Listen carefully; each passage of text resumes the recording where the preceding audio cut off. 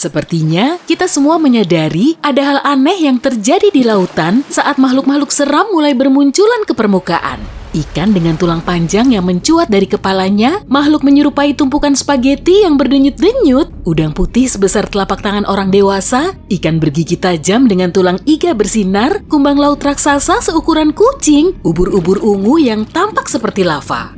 Sebagian orang menyebut semua makhluk ini monster, sebagian malah yakin makhluk-makhluk ini berasal dari luar angkasa. Untungnya, para ilmuwan segera menenangkan semua orang. Makhluk-makhluk ini adalah penghuni bagian laut terdalam yang selama ini tinggal di sana.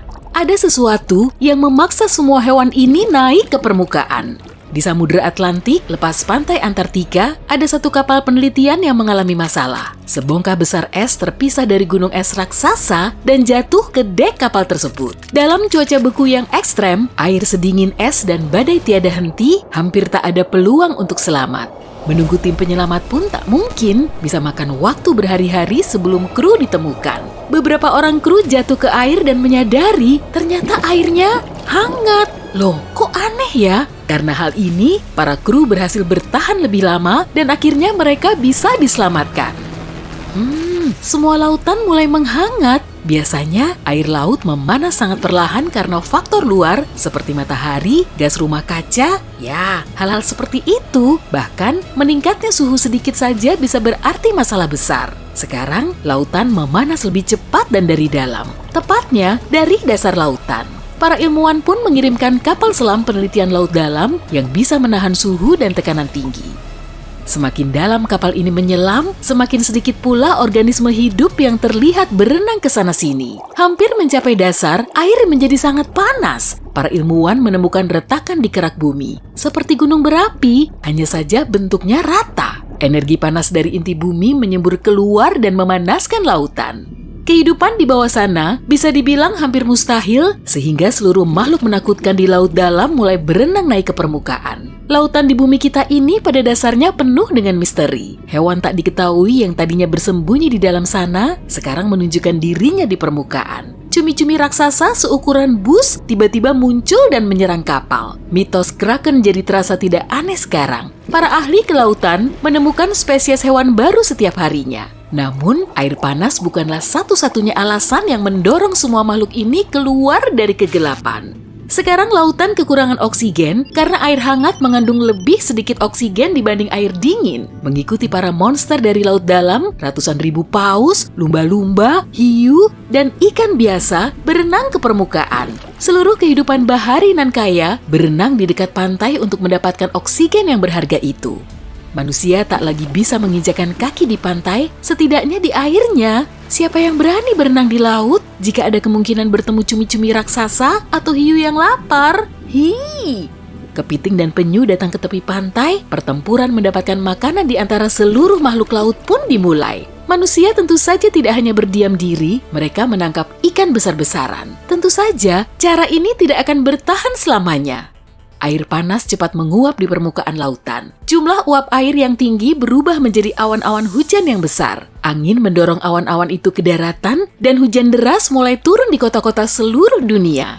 Hujan turun sepanjang hari, air sungai yang deras mengalir di jalanan di depan apartemenmu, menyeret mobil, kotak pos, dan sampah. Kamu, sebagai orang yang selalu bersikap positif berpikir, ini saatnya berselancar. Hujan terus berlanjut hingga keesokan harinya. Pun hari berikutnya, lantai dasar setiap bangunan sudah terendam air, sudah seperti saluran pembuangan saja. Ini artinya, jalanan bukan hanya dipenuhi dengan air hujan, tapi jauh lebih menjijikkan.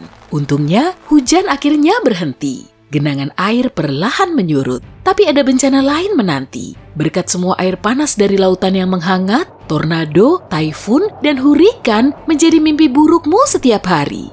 Angin kuat menerbangkan atap dan menutup semua jalur penerbangan. Jendela pun tak aman, sebagian besar orang bersembunyi di rumah mereka, berharap agar semuanya segera berakhir. Tapi ini baru awalnya.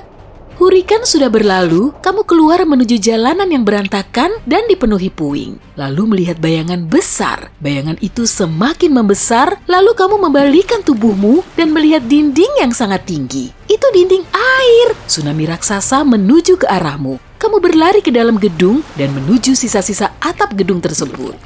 Gletser raksasa di Antartika telah meleleh karena lautan yang panas. Ketinggian laut terus meningkat di seluruh dunia. Tsunami besar terjadi di mana-mana, membanjiri perkotaan tepi pantai di seluruh benua. Lanskap planet kita berubah. Jutaan tahun yang lalu, hampir seluruh gurun di seluruh penjuru bumi awalnya berada di dasar laut dan samudra. Kini, hal itu terjadi lagi. Tsunami berganti lagi dengan hujan dan hurikan yang kembali menerjang. Umat manusia mulai menerima kalau kehidupan di bumi tidak akan pernah sama lagi. Migrasi manusia terbesar dalam sejarah sudah mulai terjadi. Kota-kota metropolitan yang tergenang sekarang kosong. Bisa berenang menjadi sangat penting untuk bertahan hidup.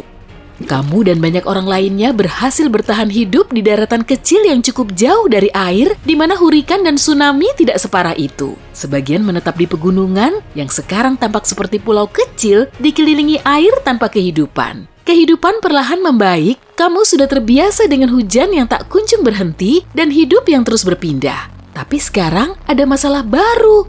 Lebih dari setengah oksigen di planet kita berasal dari rumput laut dan fitoplankton. Organisme ini menggunakan sinar matahari untuk mengubah karbon dioksida menjadi oksigen. Sekarang, karena air panas itu, semuanya hilang. Sebagian besar hutan dan ladang banjir. Atmosfer bumi kehilangan sumber daya oksigennya yang berharga. Semakin sulit bagi manusia untuk bernapas. Oksigen sangat penting bagi pikiranmu agar bekerja dengan benar. Bukan saja bagi tubuhmu, kamu jadi bergerak lambat, tak bisa mengambil keputusan cermat, dan tidak ingat kemana tujuanmu serta alasanmu pergi. Itu membuatmu kesulitan memecahkan masalah besar. Namun, bumi sangat ahli dalam beradaptasi. Tak lama setelahnya, ekosistem planet ini mulai kembali seimbang. Air di lautan masih panas, tapi tidak di semua tempat. Di beberapa bagian dunia, laut-laut baru telah terbentuk. Berkat gletser yang meleleh, air di laut baru ini bersih dan dingin. Dan rumput laut mulai bermunculan lagi. Udara kembali dipenuhi oksigen, dan kamu bisa mengambil napas dalam-dalam lagi setelah bertahun-tahun. Tapi hujan yang tak kunjung berhenti masih terus turun. Dan bukan saja lautan yang makin panas, atmosfer juga memanas. Laut baru penyelamat hidup itu mulai menguap. Ada banyak titik tanpa kehidupan di setiap benua, penuh dengan udara dan air panas. Tapi, manusia tidak kekurangan air, ada banyak sekali persediaan dari gletser yang meleleh. Untungnya, sebagian besarnya tidak asin. Di kawasan Antartika, sekarang ada samudra air tawar ke-5 atau ke-6 ya, aku tidak ingat lagi. Kehidupan di laut beradaptasi dengan kondisi baru. Tak lama, ada banyak ikan di mana-mana. Sekarang manusia punya akses ke ikan dan alga yang bergizi. Sebagian orang tidak mau repot-repot menghindari banjir yang kerap terjadi. Jadi, mereka memutuskan untuk tinggal di air. Mereka membangun kapal besar, lengkap dengan apartemen, sekolah, gedung olahraga, restoran, pertokoan, dan banyak sekali sushi. Kamu memutuskan untuk pergi berkeliling dunia. Dan sekaranglah waktu yang tepat untuk melakukannya. Kamu bisa berlayar menyusuri perkotaan yang kebanjiran. Kadang kamu bahkan bisa melihat ujung gedung pencakar langit menyembul dari air.